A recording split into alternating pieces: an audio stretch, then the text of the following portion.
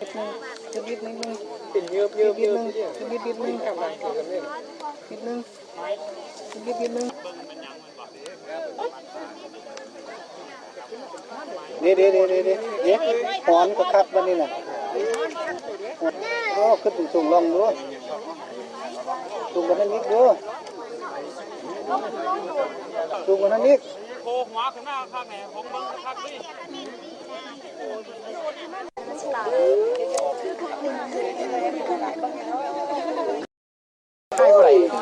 ที่ว่าปกติได้เหมือนบนขึ้นตัวน่ะเก่งสูงขึ้นขึ้นขึ้นแล้วดูเก่งเป็นเยี่ยมเป็นโชว์ใช่ขอเด้อมันเอาเลยเห็นตัวก็ขึ้นสูงลองดูสูงกว่านั้นนิดดูสูงกว่านั้นนิดโคหัวขึ้นหน้าข้างไหนของเบิ้งข้างนี่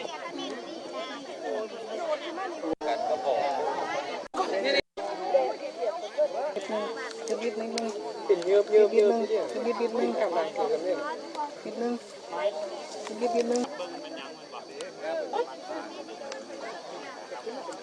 เดี๋ยวหอนก็คักบ้านนี่น่ะก็ขึ้นสูงลองดูสูงกว่านั้นนิดดูสูงกว่านั้นนิดโคหัวขึ้นหน้าข้างไหนของเบิ้งข้างนี่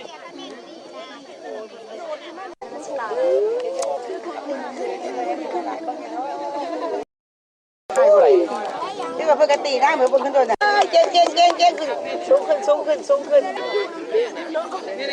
แล้วดูเก่งเป็นเยี่ยมเป็นโชว์ใช่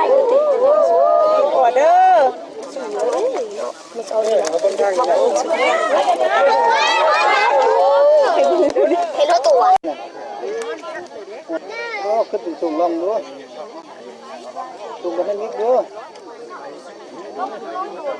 สูงกว่านั้นนิดโคหัวขึ้นหน้าข้างไหนของเบิ้งข้างนี่